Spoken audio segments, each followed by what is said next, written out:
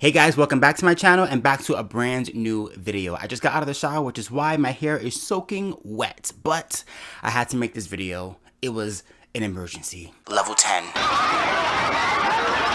So I said, you know what? We gotta film. Now, I do apologize for the lighting. Normally, I like to film in the daytime in front of my very large window with natural light. But because it is later in the day and the sun is going down, I'm forced to use a ring light, which is blaring in my face right now. So if the lighting looks a little bit different than normal, I apologize. Now on to today's topic and video. We are going to be discussing our favorite cackling hens, The View. Yeah, I'm excited too. Can't you tell? So recently they have been doing their normal rage baiting analysis of Donald Trump and anything having to do with the Trump presidency. The man could find a cure for cancer on a Tuesday and they complained because it wasn't on a Monday. Right, Joy? I hate puppies and children. So that's sort of where they are in terms of things. But I wanted to kind of get their perspective over the last weekend regarding the No Kings protest. I also want to give you guys my perspective of that ridiculous protest and why it's so ironic and hypocritical of Democrats to be running that type of protest. And then we're also going to talk about what happened this past weekend, unfortunately, with a shooting that took place in Minnesota, where a Democrat senator was gunned down along with her husband. And the original analysis by the left was, it must have been a MAGA crazy right-winger. Well, it turns out wasn't that simple. So sit back, relax. Let's watch this analysis from the cackling hens. And just FYI, due to copyright, I have to change their voices. But you guys seem to love when I do that anyway, so it works.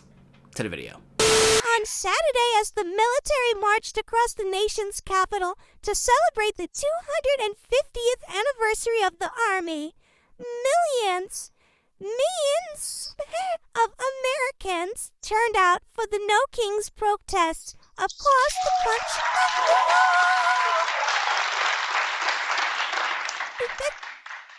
I thought it was quite interesting to see people really coming together and saying, you know what? Yeah, we're getting a little tired of this. Yeah. Oh, are you Betty Poop? Are you? Okay, I gotta cut in really quickly. So I love how Whoopi says, people are just tired of it. They're tired of what's happening. They're tired of it. They're just so tired of it. What exactly are they tired of? Because running around talking about a No Kings protest from a party that literally tried to elect a woman with 0 votes in the primary would be the definition of a monarchy. But yet Donald Trump and Republicans are supposedly the monarchy party that wants to have a mad king control things. He won 77 million votes. He won every swing state. He won the popular vote. He won the electoral college. He won amongst demographics he was not supposed to win, like with Latino men, black men, Gen Zers, women. The list goes on. The list goes on. But yet the Democrats still feel that he's an illegitimate president and a mad king that somehow got into the White House. How did he do it? We voted for him, that's how. And I find it funny too, and I keep seeing this all over Twitter, of people who are like, oh my God, look at the crowds, they're massive, they showed up, this is a new wave, a movement's growing, blah, blah, blah. Where were those people last November? Because they didn't show up. You can tout the numbers all you want, but guess what? At the end of the day, in the morning time, Donald Trump is still your president. And funny enough, I saw this tweet from Donald Trump Jr., who retweeted it from a different account, pretending to be Donald Trump. Really funny, and I'm gonna put it up over here. But it's pretty much just, you know, fake Donald Trump trolling the people who attended the No Kings protest. It's just embarrassing at this point. It's just embarrassing to even do this, especially on the same day that we're acknowledging our troops. We would choose to have this protest on that same day and claim that the troops' march for the army was solely about Donald Trump's birthday, and it was about his celebration. Like, you have to have severe TDS to assume that. God forbid we acknowledge our troops. God forbid we make a day just for them. God forbid. But let's march in the streets and scream with signs for no king. It was so uplifting because so often we ask each other, but what can we do as one person? And just getting off the couch, getting off Twitter and going and doing something and being in community, because I think a lot of us have felt fear and loneliness in the last 5 months. And to see this happening all over America, I saw veterans, I saw old people, I saw young people. I see dead people. I saw blacks and whites and Latinos. I saw so many people that weren't Latinos or immigrants holding up signs for the dignity of the immigrant community. Thank you for your allyship. I saw a ton. Thank you for your allyship. Can we break that down for a second? Because this always blows my mind with the whole immigration debate. And it's so disingenuous to me, because what the perspective is that people on the left care about immigrants and people on the right hate all immigration. Legal or illegal, we cannot stand immigrants. We don't want anybody who wasn't born here to be here. And that is such a false sentiment, and it's just intellectually dishonest, but it's something that the left continuously tries to throw out there. And we saw it here with Anna Navarro when she says, oh, we saw whites and blacks and Asians and old people and young people holding up signs standing with the dignity of immigrant people. Anna, sweetheart, we all care about immigrant people. We all come from immigrants.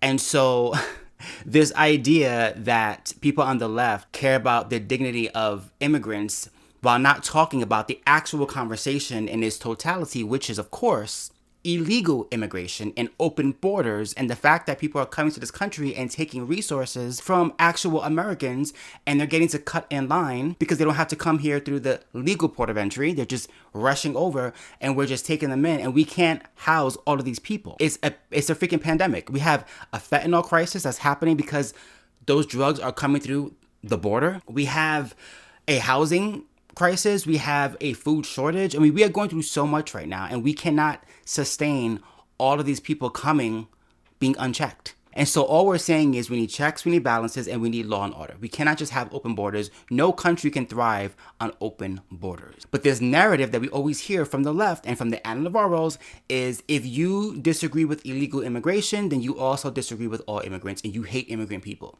And that is just false. It's a lie from the pits of hell. And she knows it. Because God forbid we have law and order in this country, and we ask questions and we hold people accountable when they break the law. And where was this outrage when President Obama was president back in 2008 and 12, when he deported the most amount of illegal migrants than any other sitting president? I don't recall Anna Navarro, Whoopi Goldberg, or any of those cackling hens complaining, crying, bitching, and moaning about that. I think what was really very, very important is what Anna said. They avoided disrespecting their military, and that they did speak in unison. Again, talk about false narratives. So here's Sunny Hostin is saying, oh, and the good thing is that on the No Kings protest, there was no violence against the military. You know, I mean, they respected the military because they were having their military parade, and they marched in peace. Really? Because I recall seeing this footage on the same day. Fuck you too! Shame on you! My dad fought in this country! My dad's a real Marine! Shame on all you cowards! Shame on you! How do you feel about the president couldn't do this? Coward! Coward! Just doing your job! Back up! Keep pushing! Back up! Back it up! Let's go! Okay, brother, let's go! Let's go! Let's go!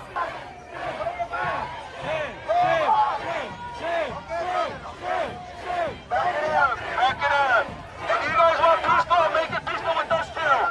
Last night, the manhunt ended for the suspect accused of murdering State Representative Melissa Hortman and her husband Mark, State Senator John Hoffman, and his wife Yvette, who were also shot and are still recovering in the hospital. Minnesota Governor Tim Walz spoke out about this yesterday. Take a look. This cannot be the norm. It cannot be the way that we deal with our political differences. Now's the time for us to recommit to the core values of this country. And each and every one of us can do it. Talk to a neighbor rather than arguing. Debate an issue.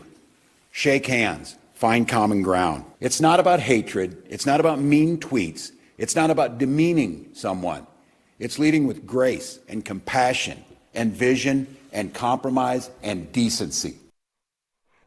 Kevin, people keep saying, is this going to be a wake-up call? But when you start thinking about Paul Pelosi, you start thinking about all of the people, all of the folks who have been in the midst of this. What is happening? Is it's more than just being polite. Pause, Betty Poop, pause. Did you guys catch that? So Whoopi Goldberg leans in after Tim Walz's speech and talks about, we've seen this before with Paul Pelosi, right? And she says, and other people, Has she forgotten that the sitting president of the United States of America had an assassination attempt just last year? Not once, but twice. Once on stage and then again at a golf course. How could she talk about this topic with clear and good intentions and not mention Donald Trump's name when talking about political violence, when the man was almost shot and killed live on TV? And by the way, they do it again during this segment. They refuse to mention Donald Trump's name. Gabby Giffords, Steve Scalise, it's Paul Pelosi. And? No? Really? No Donald Trump? And here's the thing, right? The media is trying to paint this clear image that the person who did it was a MAGA right-wing extremist. We now know that that's not true. That the person actually worked for Tim Walz, was literally somebody that Tim Walz appointed to work in his cabinet. I mean, here you can see the shooter right here posing with a friend of his, and the shirts say it all. He was at a Democrat fundraiser, rally, whatever you want to call it, and clearly was a toting, loudmouth liberal, at least at that time, actively. And this man has a history of donating to Democrat causes and Democrat candidates throughout his campaign history. And here are some receipts. As you can see, here is his history of donations just from the past year. You see active blue next to his name. You also see he donated to the Harris campaign for president because his buddy Tim Walz was also, running at that time. So at least on paper, this man was clearly a left-wing Democrat. They also found no King's flyers in his car the day of the shooting. That's why The View in that segment refuses to say that the shooter was a right-wing MAGA nutjob, because then they would also have to admit that, and this person also worked for Tim Walz, the person who we just showed you on air, talking about the importance of no violence. That guy. Question that we always have after an act of political violence, whether it's the attempts on Donald Trump's life, the attempts on Governor Shapiro's life, there is something wrong at the heart. And I will say this, deep political polarization in this country is dangerous. I never thought I would live through this level of political violence that we have. Yeah, and we all have a duty. How we talk about people, if we talk about people we politically disagree with, like they're our enemy, like they're less worthy of being here, like they're stupider than us, like we hate them and we despise them, we are adding to that. We have a duty to try to see people's humanity. And by the way, I'm trying to hold myself accountable to this. Rather than go on Twitter and rage tweet to my echo chamber of people who agree with me, I'm going to try to talk to people who see the world a little different than me, try to see their humanity, try to change their heart and mind toward what I agree by actually engaging them and talking to them. Like you see Sunny's face while Alyssa's talking. She's like, oh, wait, talk to them? Wait, humanize them? Wait, actually see their perspective? Oh, yeah, I can't do that. Because when we treat people like they're enemies, this is what happened. Well, I'm not gonna pull my punches here. What are you doing? Yeah, you always say, we gotta come down on the rhetoric, stop doing it, and then you don't. Yeah, they were not happy with Alyssa in that segment for two reasons. Number one, she broke the golden rule. She actually mentioned Donald Trump's name as one of the previous victims of political violence. No on that show. And she also called for unity as far as how they speak on their show about Republicans and political opponents. And you saw Sunny's face, right? She wasn't feeling it. And you just heard Betty Poop / Whoopi Goldberg pretty much refuse as well. Oh no, I'm not gonna back down. Oh no, because they don't.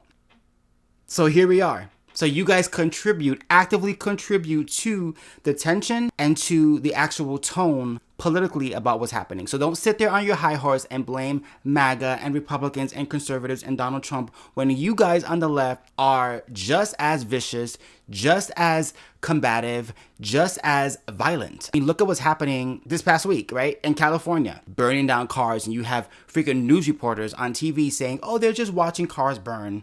Nothing to see here. It could turn very volatile if you move law enforcement in there in the wrong way and turn what is just a bunch of people having fun watching cars burn into a massive confrontation and altercation between officers and demonstrators.